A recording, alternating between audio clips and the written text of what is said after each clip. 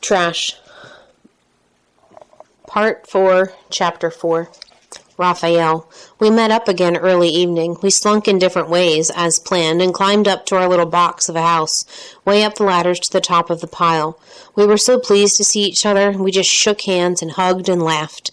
Rat went down to get food, as he couldn't read, and Gardo and I set to straight away, no messing. We knew the clock was ticking, so we just drove on. You think we could have slept?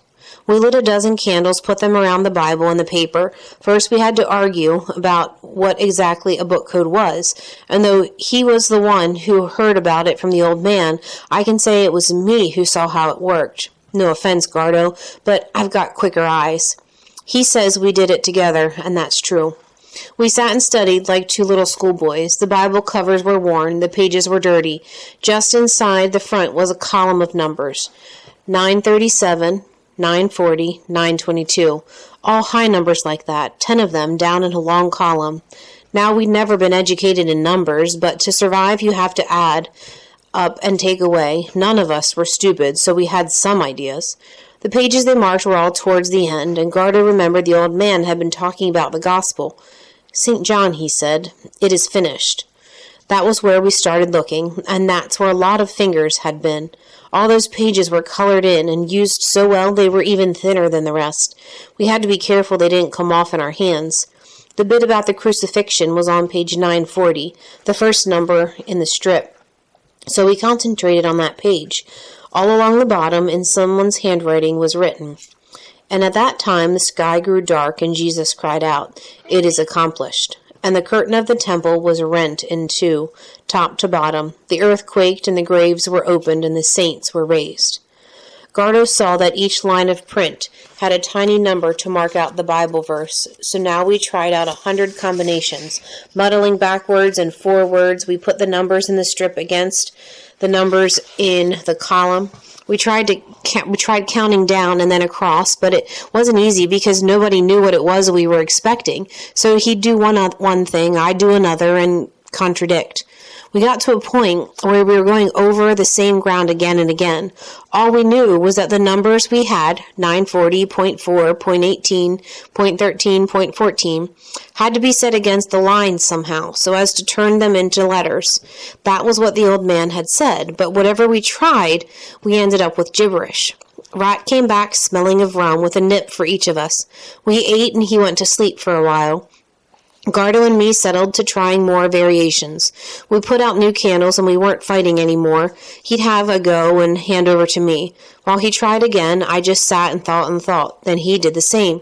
Midnight came round, I think, and maybe that was the magic. It was the end of the month and we were slipping into All Souls' Day. That's the Day of the Dead here. Maybe Jose Angelico and Gabriel Alondras came and sat beside us. I swear it was crowded in the room.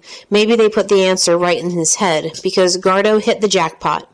Instead of going left to right, he went right to left. 4 lines down, 18 words to the left. He got a capital G. 13 down and 14 to the left, he got an O.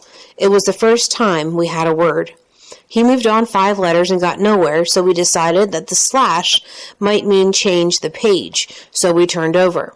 That didn't help us, so we turned the page back. 5 lines down, 3 letters in, we got T. Then 6 down, 4 across, we got our next little O. The slash meant turn back a page, and now we had 2 very meaningful words, and we just looked at them, hardly breathing. Go to. We turned back a page whenever there was a slash, so we were going backwards through the book of John. It was falling out all over us, just counting carefully, straining our eyes because the words were so small. We made mistakes, but we were laughing because the whole thing was opening up. Go to the map ref where we lay. Look for the brightest light, my child. Rat woke up, and we read it to him. He shook our hands, then we hugged him, and he said, "I know what a map ref is." My! Were his eyes big and shiny.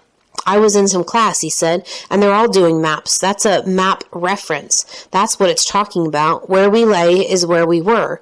Where we met, maybe?" And he's thinking his little girl was reading this.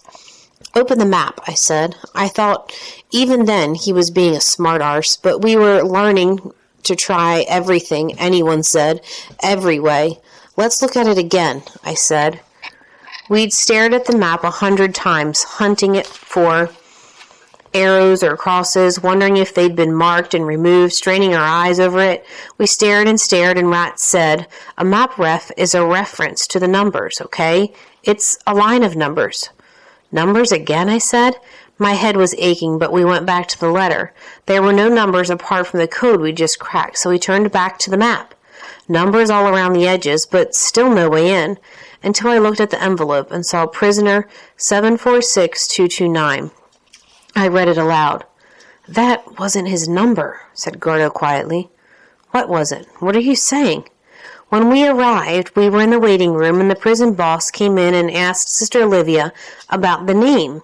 He said we had the number wrong, because at first I thought maybe we had the wrong guy completely. "You go up and down, that's all I remember," said Rat, and that's what cracked it. We split the 6 numbers into 2, 746 and 229. Sure enough, the map had a 74 and a 22. They were right there along the sides and took us straight to a square in the middle. In it was a graveyard. In fact, the graveyard covered the square, and we never did find out what the 6 and 9 were. "He put the fridge by a graveyard," said Rat quietly. "That's what the gardener said." "Where we lay," I whispered. "That means where we are buried." There was a little silence, and then we all started to laugh again, quiet as we could. There was a little light coming through. We'd worked through the night and had our answers. We held hands, we slapped our palms, and Gardo kissed me right on the head. It had all just fallen all over us, and we were getting close. A graveyard in the center of the city. The Neravo. We'd go and look for the brightest light. A special grave, maybe, or a part of the church? Once again, the trash boys were ahead of the trash police. Or so we thought.